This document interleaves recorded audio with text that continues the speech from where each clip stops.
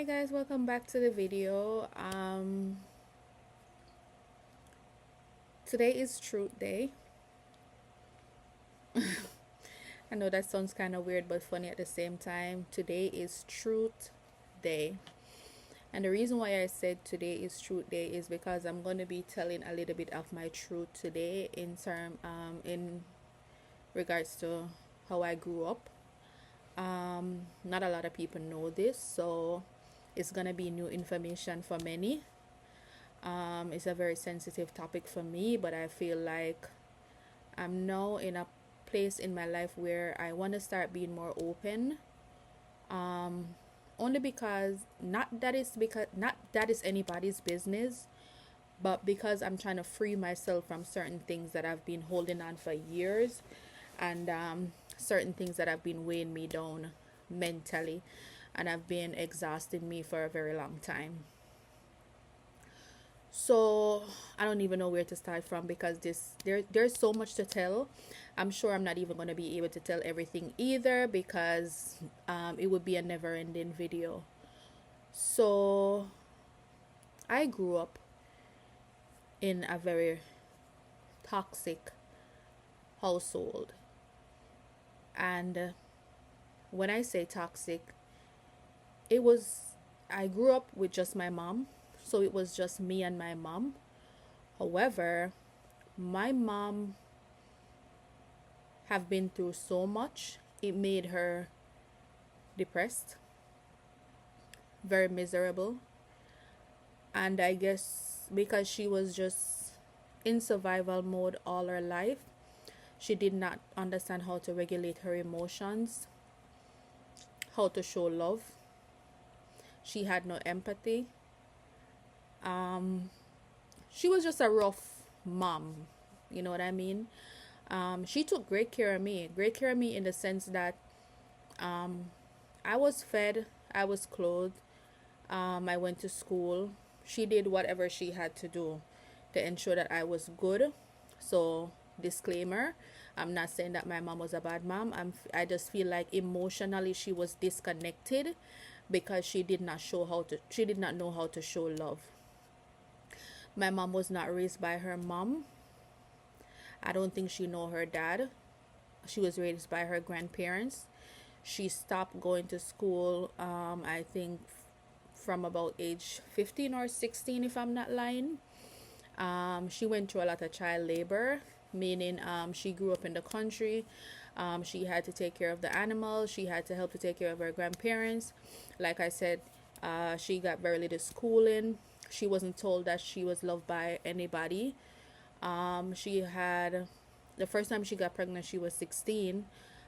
Basically, she was just a kid going through life with no guidance and nobody to help. Anyways, fast forward to my life. I gave you a background of my mom just to show you guys where we're coming from, or I would say where she's coming from, and I guess why we end up where we're at today. So, yeah, I lived with my mom. She took great care of me. However, I did not feel like I was loved wholeheartedly. My mom wasn't really the type of person to tell you that she loves you. She just knew how to take care of you. I guess, like I said, because she was not brought up that way. My father, on the other hand, was in and out of my life. Like I told you guys, I think I have a video on my page where I told you guys that my father denied me for 15 years. So he wasn't really around during that time, and it was always a back and forth game with the relationship with my father. My mom also, my mom told me that when my father told her he was single, and then when she got pregnant, that's when he told her that she was married, and told her that she should abort the child, which she refused to do. So they also had like back and forth issues for years because of the situation.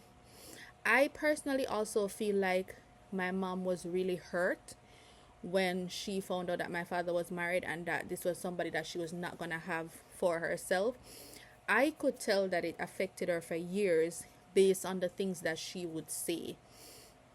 And the things that I saw her go through, I saw my mom cried for years over the situation. Um, my mom used to tell me that I'm just like my dad. My mom used to tell me all kind of things when she gets upset, which bothered me for years. But at the same time, I still had the difference with me and a lot of people is I'm a loving person. So even though my mom used to beat me for things that I feel like was unnecessary, told me a lot of things that I felt like was not nice for years because of whatever traumatic experiences she was going through and the issues of life that was weighing her down. I did not hold that against my mom. I showed empathy because I was more educated and emotionally intelligent than my mom to understand that she was going through stuff, because I could tell that my mom was depressed based on the behavior that she displayed. Um, so, long story short, like I said, I might not touch on every single thing because it would make the video too long, but I went through it for years. Um, with being cursed out by my mom, being beaten for no reason, being told all kind of stuff that was not necessary. Um, my father denying me, then my father popping up in my life, then my father being missing in my life, um, all kind of stuff. Hence the reason after a while, after years of going through all kind of stuff, like I said, some things I'm not even gonna shed light on, I ended up having anxiety and depression, which I still have to this day, but I've somehow managed to cope and develop strategies that have helped me over the years. Thanks be to God, because at the end of the day, nobody's gonna do it for you. You have to do it for yourself. I was taking medications for a long while, and I felt like it was doing me more harm than it was being beneficial for me. So I stopped taking it and I found a way to figure out my stuff. Basically, I had to figure out my shit because I didn't want to live like that, right? So basically I'm saying all of this to say that I had a rough childhood, and I just knew that was something that I did not want for my child, because I know that I might sound like I'm all over the place. Even to this day, my mom feels like I spoiled my son, and I had to let her know that there's a difference between spoiling somebody and showing love. Showing my son love does not mean that I'm spoiling him. However, I kind of understand that she does not understand, because like I said, my mom does not was not raised on love. She did not know how to show love. Even me, it took a while for me to learn how to show love because I was not raised that way. I had nobody telling me, "Oh, I love you." So, when I had a child, I decided that I had to break the generational curse, because I wasn't going to carry that over to my child. So she would always tell me that, "Oh, you spoiled the little boy," and I'm like, no. Showing your kid love, giving them what they want because you're able to afford it, and letting them know that they're loved and appreciated is not you spoiling them. I give my son whatever he wants because I was not able to have that because you were not able to afford it. However, you're not able to relate because it was different for you. So I had to, and I also had to relearn how to love my mom as well, because at one point I I was starting to feel like I was growing resentment towards my mom because of how I was treated. However, like I said, because I'm more educated, I was able to backtrack, forgive her for some of the stuff, and move on from that. So I love my mom to death. And even now, when I see people going through situations with their parents or their mom or their dad or whatever the case may be, I understand that not everybody's going to be like me, but I feel like sometimes we have to look back also on where your parents are coming from to see how they were raised and what they went through as well, and why sometimes they're not able to relate to you as their child, or why they're not able to relate to other people in their in their adult life, because they were not raised that way. um Even my dad right now, uh we talk almost every day on the phone, like not necessarily talk like have a conversation, but even if we don't talk, he'll send me like a text message every single day, even if we don't talk.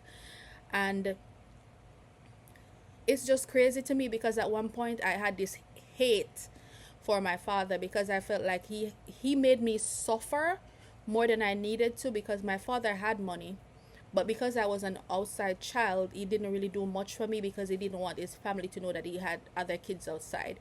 So I felt like a lot of my suffering was because of the neglect that I went through with my father.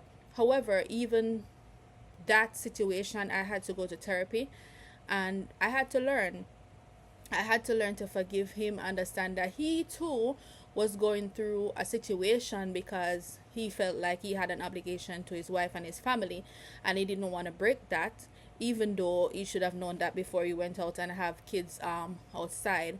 But nobody's perfect. No one is an island. People make mistake, and I had to move away from that also.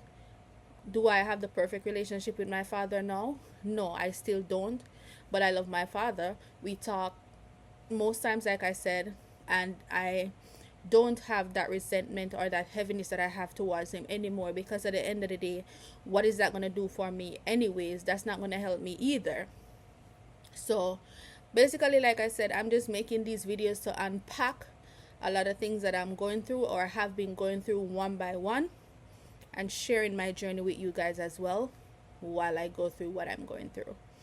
So I hope you guys enjoyed the video. You can leave your comments down below and share your thoughts and your thoughts, and tell me what you think about the video as well. Have a great day, guys. Mwah.